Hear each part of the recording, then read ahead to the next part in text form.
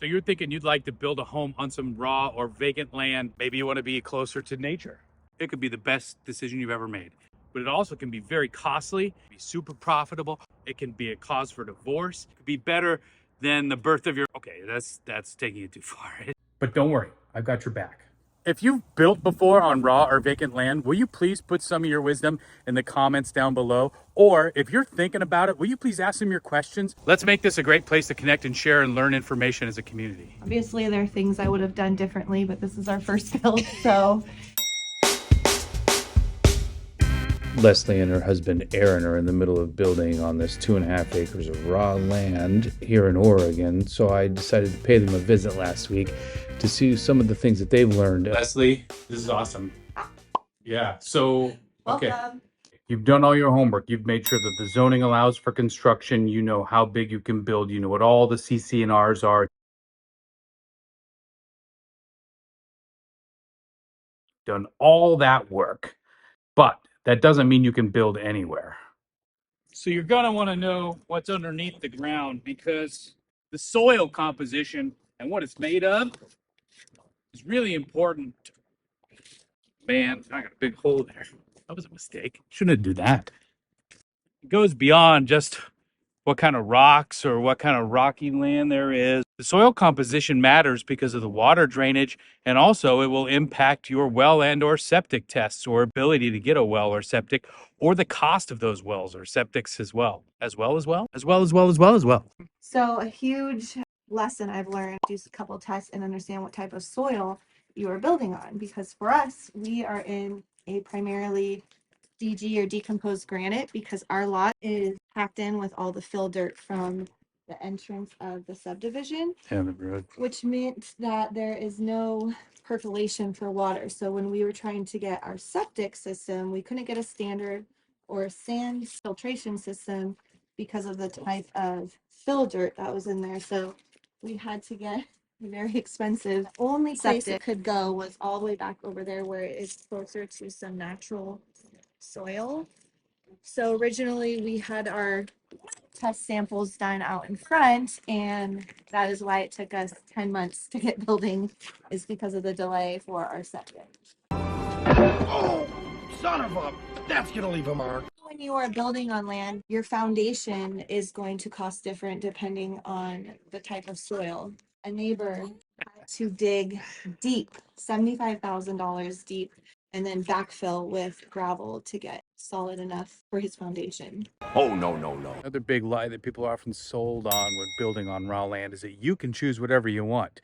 This retaining wall is an example of that.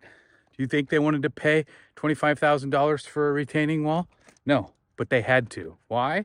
Because once they started building, they learned that this hill is now in danger of coming down. So you need to retain the earth and hold it up correctly. Or like in Aaron and Leslie's case, where the state requires specific materials, and that's all the suppliers carry now. It has to be a certain material, so that's all they sell nowadays, I believe. It's a concrete, it's almost a concrete board. So. Yeah. And originally that board was less expensive, so we were going to do that. Part of the reason the prices went up is because demand went up. In Oregon, a recent Senate bill created a wildfire risk map, which had some major errors in it, so they withdrew it. But they are now requiring certain things on new construction, like hardy board, to reduce wildfire risk. So while grandma might have the perfect old style single pane windows that you'd love, you can't necessarily put those in the house that you're building because the code may not be sufficient. To quote the great British philosopher Mick Jagger, you can't always get what you want. But if you try sometimes, you just might find you get what you need. It's really hard to find someone to help if you're thinking about buying raw land and then you're going to build. I'm actually connected with people all around the country that are really great at this, and they've helped other people as they've bought raw land and then build. If you'd like to connect with those people, my calendar link is in the pinned comment at the top of this video. Just hit me up and we'll set a discussion time where we can chat about your goals. We're going to tell you that you can't make changes, or that if you make changes, it's going to cost a lot of money. Believe it or not, sometimes what you change or an upgrade that's going to be expensive will save you money in the long run.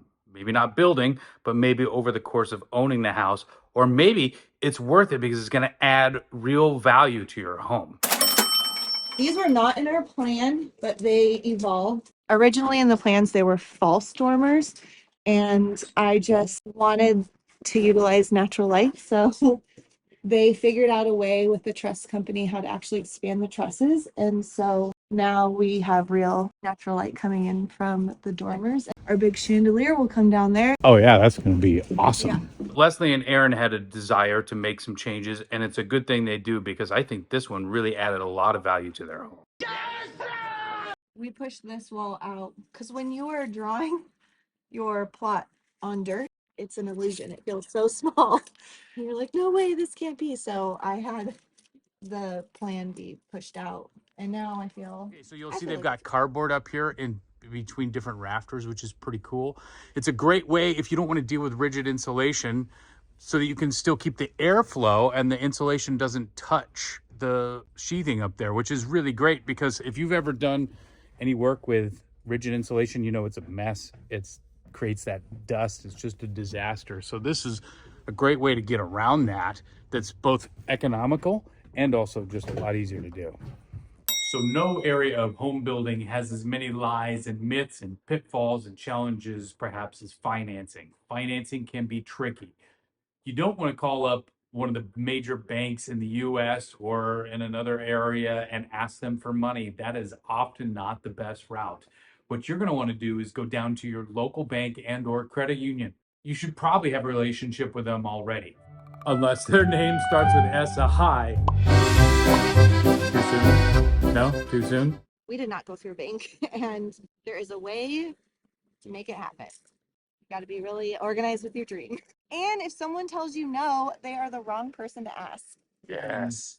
So there's also private money. Even in small towns, there are lenders who specialize in construction loans. Why? Well, maybe they're motivated to help increase inventory and or affordability in your area. That is a thing. There are people who do this work.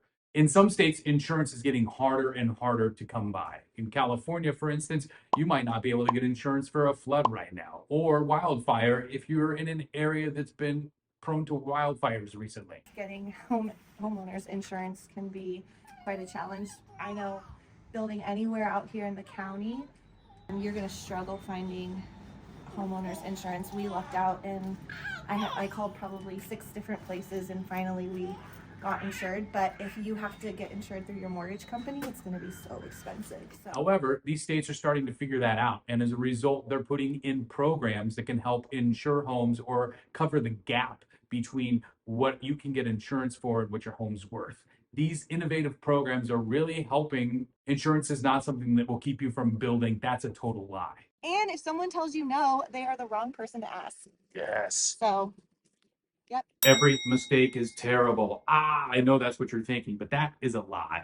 And in fact, that happens to be one of the biggest lies. Oh, no, this is a huge, huge mistake. Sometimes what you think is going to be a disaster could turn out to be one of the best parts of your home. This is our oopsie. We originally had a free fireplace that we scored from another job, but it was for an insert for an already existing fireplace, and we didn't know that. We had to hire an actual fireplace installer and purchase the accurate type of fireplace. So this will be a gas insert. Like a $4,000 mistake. Oops. It's okay. It's worked out. I like this fireplace better anyway. Yeah, it's going to be a huge centerpiece too. You want it to be beautiful. It will be beautiful. There's some areas where you can save some money, and then that will allow you to make other choices. It's really important that you stay optimistic and look for those creative opportunities. Come see another whoopsie. Aaron will love this. After the concrete was poured, it wasn't dry enough, so they tried to set the post and actually cracked. Oh. So our concrete, Mike Orton was out here, a concrete guy, and he said, just we'll cut a V, take it out, and then so now it's a blessing in disguise. He's gonna match that groove, and so we'll put concrete back here. And originally I wanted it to go all the way to the end and around. So looks like we're gonna get that happening.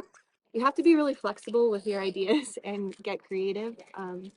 And then something will happen, and it always works out for a good reason. So if you're married, and maybe you're both watching this right now, I asked Leslie for some tips on how to navigate building, and this is what she had to say. There's a lot of communication that has to happen.